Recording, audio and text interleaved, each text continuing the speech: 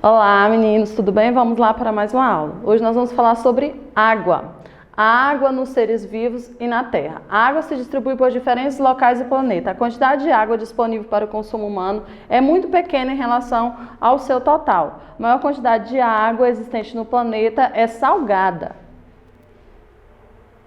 Aqui nós temos algumas funções da água no corpo humano. Olha aqui.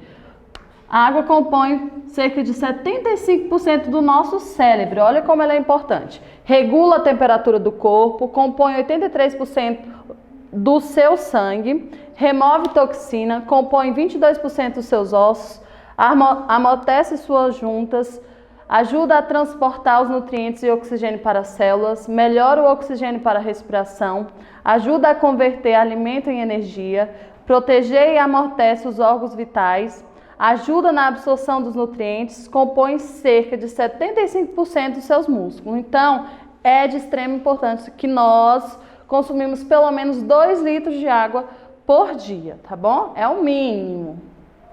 Então, nós vamos ver aqui que a maior quantidade de água encontrada no planeta Terra é água salgada.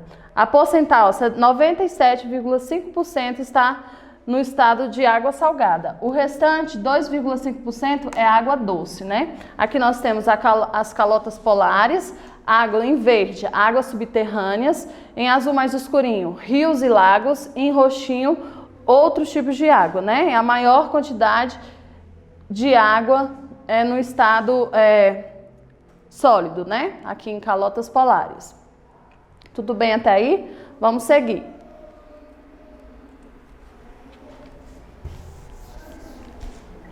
Hidrosfera. Lembra quando nós falamos de hidrosfera, litosfera?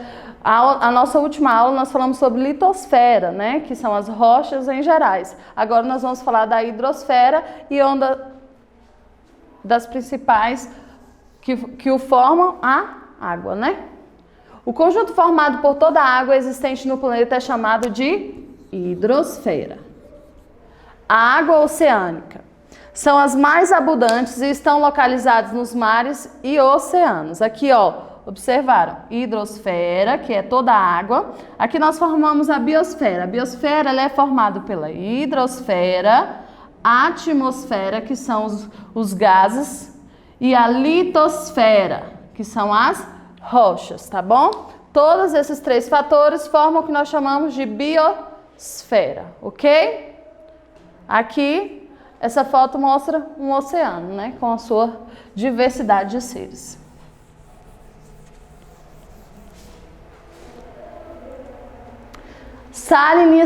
A salinidade das águas oceânicas, fontes de sais minerais. Então aqui nós vamos observar por que a água do oceano, dos mares, elas são salgadas, né? Existem algumas hipóteses sobre as fontes de enriquecimento de sais para a água do mar, sem que a ocorrência de uma delas possa significar a ausência da outra. As rochas da crosta vão se desgastando por erosão e uma parte dissolvida deste material, que origina os sais e transporta para os oceanos pelos rios, né? Então, por que tem esses sais minerais na água oceânica, né? Vem das rochas da crosta, né? E o restante vem da erupção vulcânica. Libertam substâncias tais dióxido de carbono, cloro e sulfato para a atmosfera. Uma parte das quais acabam transportada com precipitação diretamente para o oceano ou indiretamente através dos rios. Então, por que essa água é salgada? Porque é rica em sais minerais. Da onde vem esses sais minerais? Das rochas, da crosta e das erupções vulcânicas. Tudo bem até aí? Vamos seguir.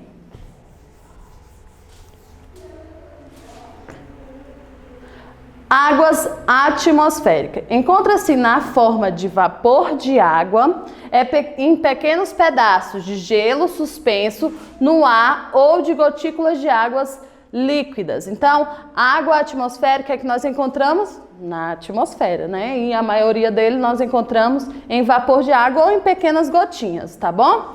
Águas continentais estão em rios, lagos e geleiras ou são subterrâneas. São chamadas de água doce, contém menor quantidade de sais minerais. É porque tem açúcar? Não. É porque tem a menor quantidade de sais minerais. Por isso que elas são diferenciadas assim, água salgada e água doce. Aqui nós temos a figura, né, das águas continentais, que são os mares, lagos, e os lagos, os rios, e aqui nós temos as águas oceânicas, né, os mares e os oceanos, ok? Estados físicos da água, né? Lembra lá quando você estudaram na quarto, quinto ano, falando dos estados físicos da água? Sólido, líquido e gasoso?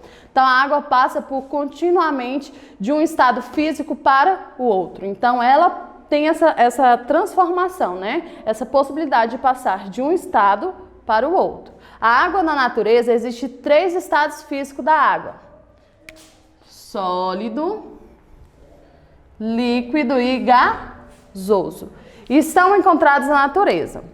A água no estado líquido é encontrada em mares, oceanos, lagos, rios, fontes e nos seres vivos. Isso no estado líquido. A água no estado sólido é o gelo.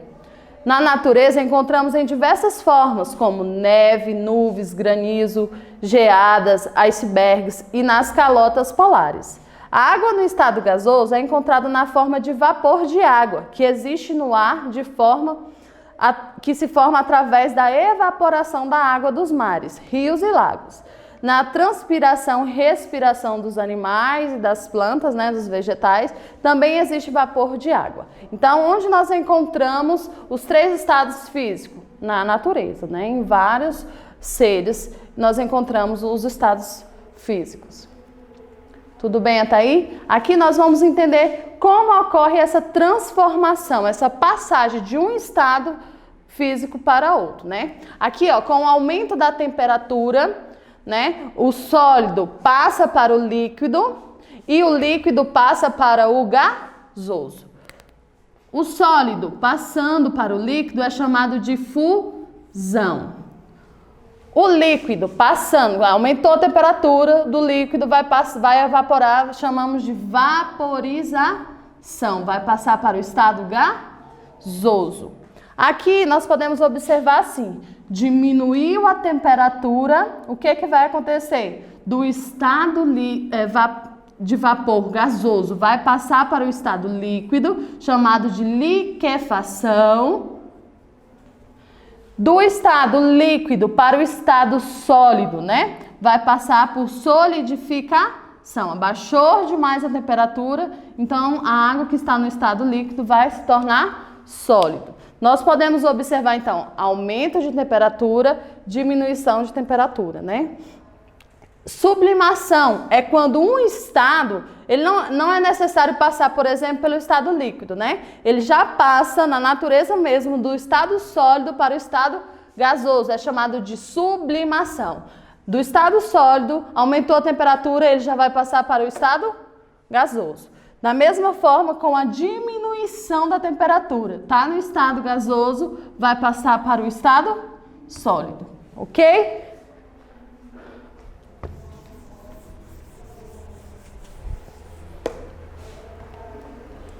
Então, gente, o que eu tinha para passar para vocês hoje era isso. A atividade de vocês vão encontrar na página 74, questão de 1 a 4.